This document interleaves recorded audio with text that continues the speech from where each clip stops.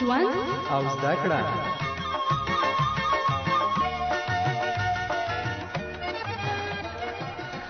په خاورو کې زر. درنو اوردونکو، تاسو او کمپیوټر ته سلامونه. وعلیکم سلام.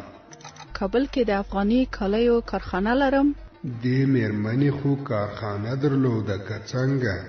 هو کمپیوټره، ته هم د اسلام په تاریخ کې د یوې داسې مېرمنې په اړه معلومات پیدا کړه چې شتمنه وه او د تجارت کاروبار یې کولو. سمه ده، دا دی لټول مې پیل کړل. مننه کمپیوټره. قدرمن اوردونکو، په پای کې د یو داسې چا کیسه لرو چې له ډیرو ستونزو او سختیو ګاللو وروسته اوس د یو ښه کاروبار څښتن دی.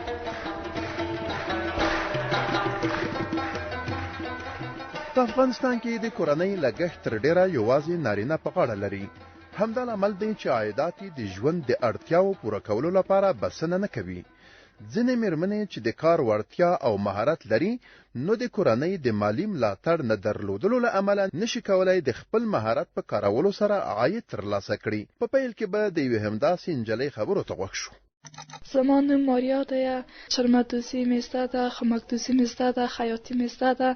کورنۍ مالی ملاتړ نلرم چې وسایل را تواخلی او کار بکرم او اقتصاد مو ډیر ضعیف دی. ټول خلک داسې نه دي.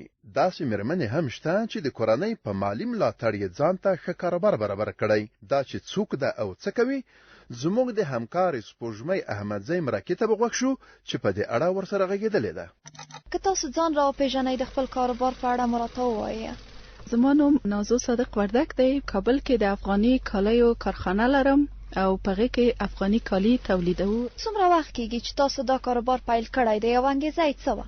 تقریبا 4 کاله مخکې دغه کاروبار مونږ پیل کړی او انګېزه یې دا وه چې مونږ خپل فرهنګ، افغاني لباس او کلتور ته خدمت وکړو، او بل دا چې وکولای شو هغه مېرمنې چې په کور کې کسب و کار کوي، مثلا افغاني کالي ګنډي یا هغه مواد چې په افغاني کالیو کې په کار کېږي هغه ګنډي، هغې ته هم د کار زمینه مساعده کړو او سره له دې خپل کورنۍ په اقتصادي چارو کې همکاري وکړو. دلته خو ډیر زیات وسایل دي، کارګاه ده، ماشینونه دي، دا خو زیات پیسې غواړي. پیسې مو خپلې وې او که څنګه؟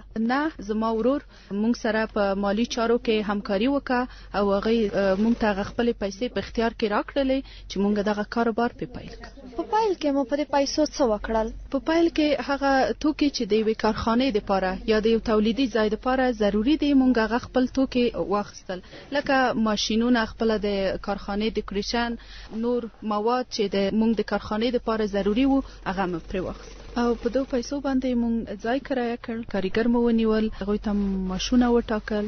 مشتریان تاسو څنګه پیدا کوئ؟ د کومو لارو نه؟ په انټرنیټ کې پاڼې لرو د تبلیغاتو له لارې، او همدارنګه هغه مشتریان چې راځي، مونږ د کار نه چې راځي وي هغه خپله مونږ ته یو تبلیغ کوي. نور هغه خپل کوم تبلیغات چې زمونږ په کارخانه باندې دي مونږ سره مرسته کوي. ملي تجاران هم مونږ سره همکاري کوي، زمونږ توکې مونږ نه اخلي، دوی په دکاندارانو یا هم په بین المللي بازارو کې دوی لاره ورته پیدا کوي.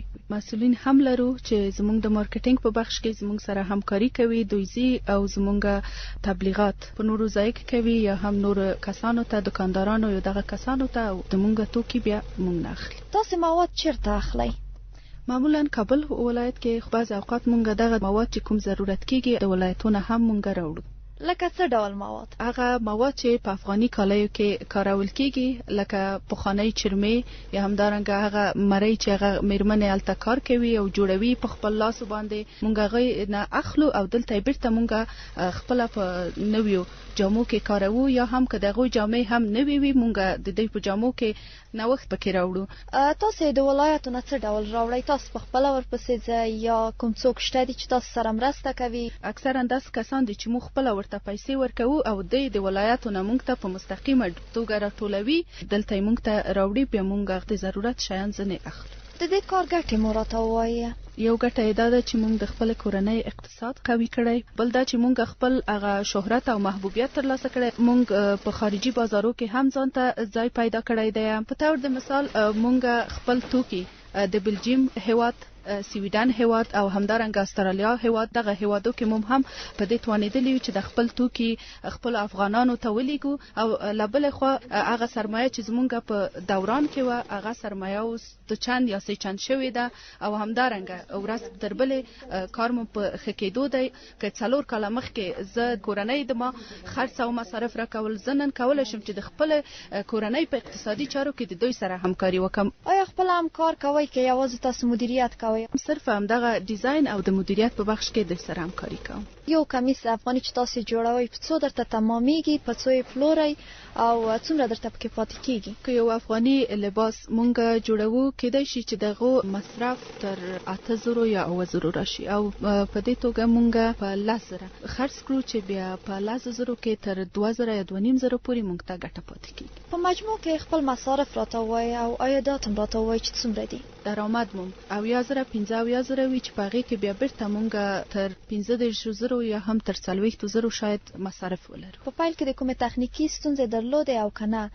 زمونږ ستونزه یو د بازاریابي مشکل و، یو هم د مسلکي کسانو یا متخصصینو استخدامول و. دا چې مونږ بازار ته لاره پیدا کو، خپل هغه توکي وپرولو او دغه د طریقه وکولای شو چې مونږ هغه خپل مصارف پوره کړو. په پیل کې مونږ خپل توان هم ګاللی. دا کار مو چې شروع کړ چا سره مشوره وکړه؟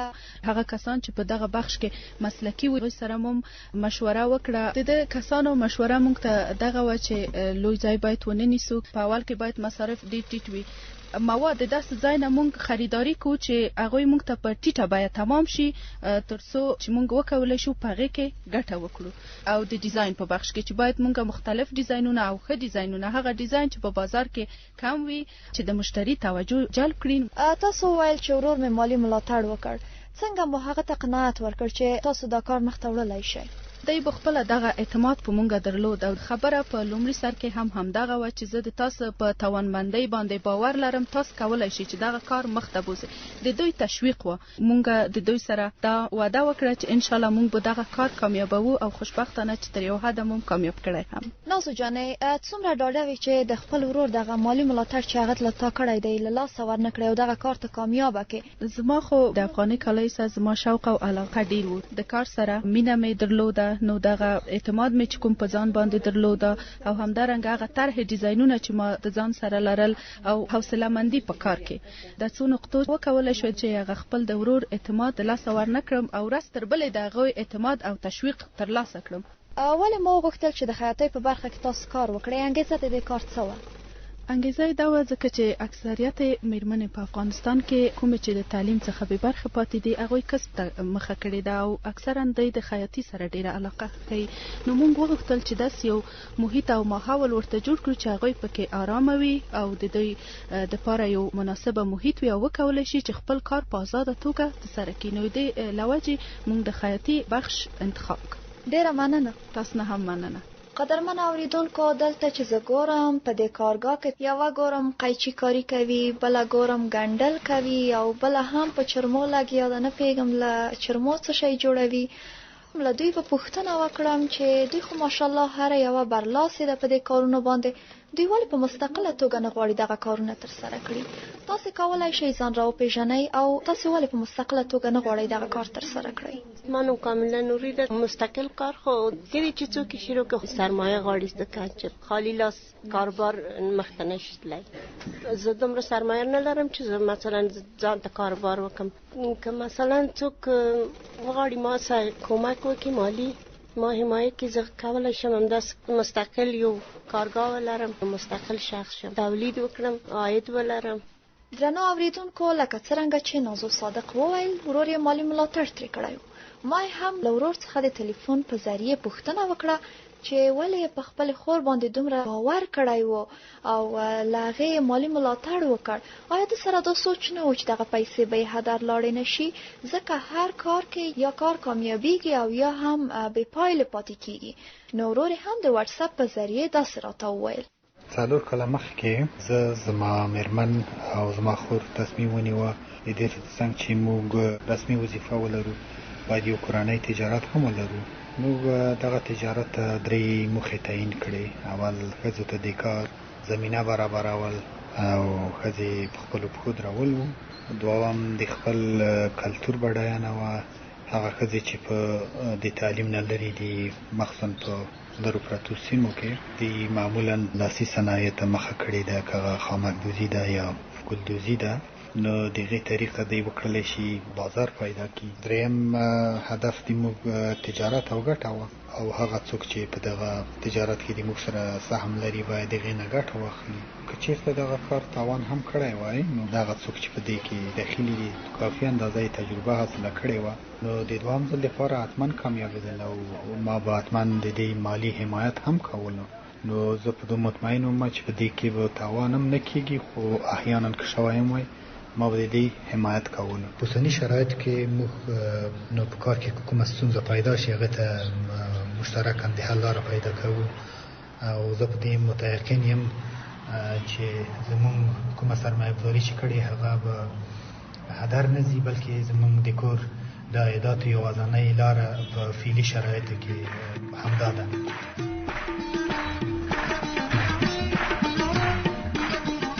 کمپیوټره له تا څخه مې غوښتي وو چې د یوې داسې مېرمنې په اړه معلومات پیدا کړه چې د اسلام تاریخ هغه د یوې شتمنې مېرمنې په توګه یاده کړې وي. پیدا دې کړ؟ هو، پیدا مې کړ. هغه څوک وه کمپیوټره؟ هغه د اسلام د ستر پیغمبر محمد صلی الله علیه وسلم مېرمنه وه. خدیجه رضی الله عنها وه چې په خپل وخت کې یوه شتمنه مېرمن وه. ښه ویل کېږي مخکې له دې چې پیغمبر صلی الله علیه وسلم په پیغمبرۍ مبعوث شي، هغه ته یې په مضاربت هم پیسې ورکړې وې.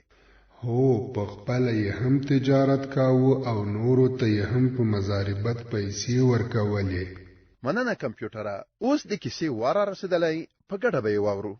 نوم مې حاجي وحیدالله دی. اول نه ډېر مشکلات وو. په اتیا کې مونږ کابل ته راغلو، پلار سپین ږیری و، واسه قدرت یې نه و. بیا ما ورسره اوږه ورکړه، په یو نانبایي کې مې شاګردي کوله، 80 روپۍ د ورځې راکولې. بیا پسې د هغې نه راووتلم، په چوک باندې به درېدو، هغې کې د ورځې 100-1.5 پیدا کړې، په ډېرو مشکلاتو باندې. د هغې نه بالاخره یو دفتر ته یو دوست مو د هغې سره لاړم، 2.5 افغانۍ راکوي په دې دفتر کې. ورځ د میاشتې مونږ کار کوو، اشپزي مو ورسره کوه، چوکیداري مو ورسره کوله. بالاخره دې زه بل دوست راغله، په 15 بل دفتر ته لاړم. هغې کې مې 4 کاله کار وکړ، ډېر سختۍ مې وګاللې. د هغې زه بالاخره یو دوست مشوره راکړه چې ته خو داسې هغې کارګر هم یې، ډېر زحمت هم وباسي، اوس آزاد بازار ته وځه، یو څه وکړه، یو څه لاسته راوړه. بالاخره د هغې زه ووت، 1200 افغانۍ د ما سره په کور کې سرمایه وه، دا مې واخیسته، یو سوپر مارکیټ مخې ته ودرېدم، لږ ځای درلود خالي. بیا مې هغې نه دا پک راونیوه، ځکه ما به یې د دوکانه سودا راوړه. کله مې چې دا وکته چې دلته د دوی مشتریان ډېر دي، په څنګ کې ترکاري نه لري، میوه نه لري، دې ته ما ځان آماده کړه. دې سړي سره مې خبره وکړه، ما د څو راکوي وایي 3000، په 2000 ورسره جوړ شو. دا مخه مې پک راونیوه، 1200 افغانۍ د ما سره په کور کې سرمایه وه، دا مې واخیسته. دا مې سبا مارکیټ ته ویوړه، لږ بینډۍ، لږ فاصله، لږ پیاز کچولو، دا مې راوړه. دلته مې کار شروع کړو. مشکلات مې وګالل، د دکاندار شی به مې پاکوي، مخه به مې ورته جوړه کوه، بیل مې ته ورته لیکه، دکاندار به دې نه پوهېده چې یو لیست به ورته راغی، بیل یې نه شوی لیکلی.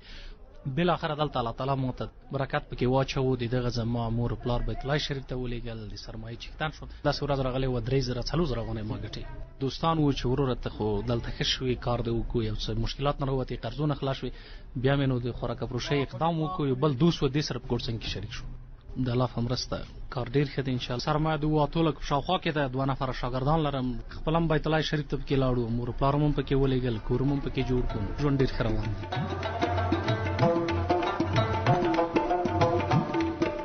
درنو اوریدونکو، تاسو د مېرمن نازو صادق خبرې واورېدې چې د کورنۍ د نارینه‌وو په ملاتړ یې ځان او نورو مېرمنو ته د کاروبار زمینه برابره کړې وه، او د افغاني کالیو جوړولو کارخانه یې درلوده چې په دې سره یې د کورنۍ په اقتصاد کې هم ونډه اخیسته او د خپلې شتمنۍ څښتنه هم وه. که تاسو هم په خپل کاروبار کې بریالي وئ او غواړئ تجربه مو له نورو هېوادوالو سره شریکه کړئ، ترڅو هغوی هم ستاسو له تجربو ګټه واخلي، موږ ته په دې شمېره زنګ ووهئ: 002401501. او که انټرنیټ ته لاسرسی لرئ، زموږ دا او نور تعلیمي خپرونې په تجلا.af کې هم لیدلی او هم لوستلی شئ. درنو اوریدونکو، دا خپرونه ما سید مصطفی نصرت د افغانستان په تعلیمي موسسه کې لیکلې او جوړه کړې وه.